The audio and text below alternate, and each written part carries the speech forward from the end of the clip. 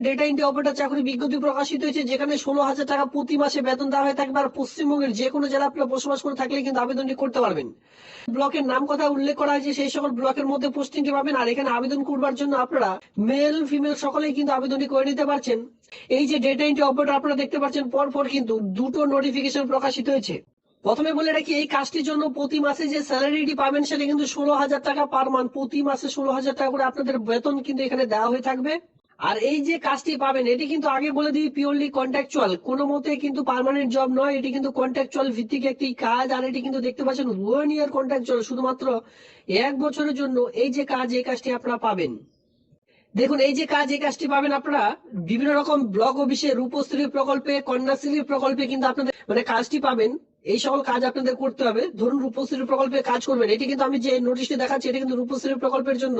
এই রূপশ্রী প্রকল্পে যদি আবেদনটি করে থাকেন সেক্ষেত্রে রূপশ্রী প্রকল্পের যে সেকশন, সেই সেকশন আন্দাজে আপনাদের কিন্তু কাজগুলি করতে হবে। রূপশ্রী প্রকল্পে বিভিন্ন রকম কাজ বা বিভিন্ন রকম ডিপার্টমেন্টের কাজগুলি করতে হবে। এবার যারা বিশেষ করে কন্যাশ্রী প্রকল্পে আবেদনগুলি করবেন, কন্যাশ্রীর যে বিভিন্ন রকম কাজগুলি রয়েছে সেই সকল ডিপার্টমেন্টের কাজগুলি করতে হবে। দেখুন, এই আবেদনের লাস্ট ডেট 2/2/2026, মানে ফেব্রুয়ারি, এই মাসের 10 তারিখ পর্যন্ত আপনারা কিন্তু আবেদন করতে পারবেন, যেটা 10টা থেকে বিকেল 4টা পর্যন্ত যে অফিসিয়ালি টাইম, সেই টাইমের মধ্যেই কিন্তু ফর্মটি জমা করতে দিতে হবে, বা আপনারা কিন্তু ব্লক অফিসে গিয়ে ফর্মটি জমা করবেন। তো দেখুন এখানে সিলেকশন ক্রাইটেরিয়া কি রয়েছে। এখানে যে সিলেকশন ক্রাইটেরিয়া আপনারা দেখতে পারবেন ডেটা এন্ট্রি অপারেটরের জন্য, যেখানে রিটেন টেস্ট নেওয়া হয়ে থাকবে যে আপনাদের, যেখানে আপনারা দেখতে পাচ্ছেন যে general knowledge, current affairs, general mentality ability, এই সকল বিষয়ের উপর, বা আর্থমেটিক, ইংলিশ, সেভিং, এই সকল বিষয়ের উপর 40 মার্ক আপনাদের থাকছে। যারা এই 40 মার্কের উত্তীর্ণ হবেন, মানে আপনাদের কিন্তু এই কাজ থাকছে পিওরলি কন্ট্রাকচুয়াল, এরপরে কিন্তু আপনাদের রিটেন এক্সামিশন হবে। প্রথমে রিটেন এক্সামিশন হচ্ছে 40 মার্কের, এই 40 মার্কে যারা উত্তীর্ণ হবেন তারা কিন্তু পরবর্তীতে কম্পিউটার টেস্ট এবং কি পার্সোনালিটি টেস্ট যেটা হয় ভিভা ভয়েস, তার জন্য কিন্তু ডাক পাবেন। তো সেক্ষেত্রে এই 40 নাম্বার আপনার জন্য খুবই খুবই গুরুত্বপূর্ণ। যারা খুব ভালো মতন এক্সামটি দেওয়ার চেষ্টা করুন বা এক্সামে খুব ভালো নাম্বার তুলবেন, তাদের জন্য মেরিট লিস্ট তৈরি করা হবে। সেই মেরিট লিস্ট অনুযায়ী কিন্তু আপনারা ডাক পাবেন।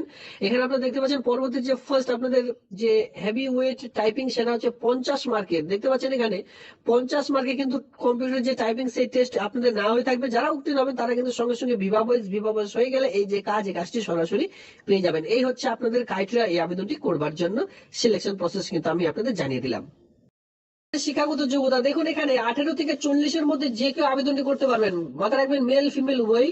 Must be permanent residents of Jhargram district, যে ব্লকে প্রকাশিত হোক না কেন, আপনি যদি ঝাড়গ্রাম জেলায় বাসিন্দা হয়ে থাকেন সেই ক্ষেত্রে আবেদন করতে পারবেন। এখানে বলা হচ্ছে গ্রাজুয়েশন এনি ডিসিপ্লিন, শুধুমাত্র বিএ পাস শিক্ষাগত যোগ্যতা লাগবে। ওয়ার্কিং নলেজ ইন কম্পিউটার, অবশ্যই কম্পিউটারের যে নলেজ মানে আপনার যে যোগ্যতা সেটা অবশ্যই প্রয়োজন পড়বে, যেমন Microsoft Office, Word, Excel, PowerPoint, internet, এই সকল। এর সঙ্গে must be typing speed 30 WPM, অবশ্যই হাতের যে টাইপিং স্পিড, শুধু কম্পিউটার সার্টিফিকেট থাকলে হবে না, হাতের টাইপিং স্পিডও থাকতে বলা হয়েছে। ওয়ার্কিং এক্সপিরিয়েন্স থাকলে খুব ভালো হয়, যেমন ধরুন মিনিমাম 1 ইয়ার এক্সপিরিয়েন্স যদি দেখাতে পারেন গভর্নমেন্ট সেক্টরে তাহলে ভালো হয়, অথবা নন গভর্নমেন্ট সেক্টর, ধরুন আপনি কোনো অর্গানাইজেশনে কাজ করেছেন, কোনো ক্যাফে সেন্টারের দোকানে কাজ করেছেন, কোন রকম প্রাইভেট সেক্টরে কাজ করেছেন, সেই ক্ষেত্রে কিন্তু এখানে 1 বছরের এক্সপিরিয়েন্স দেখাতে পারেন। এরপরে জব রেসপন্সিবিলিটি হিসাবে এখানে আপনারা দেখতে পাচ্ছেন কি ধরনের কাজ করতে হবে, সকল সমস্ত এখান থেকে কিন্তু বলে দেওয়া হয়েছে। এরপরে আমি আপনাদের বাকি স্টেপ বাই স্টেপ প্রসেস গুলি জানিয়ে দিলাম।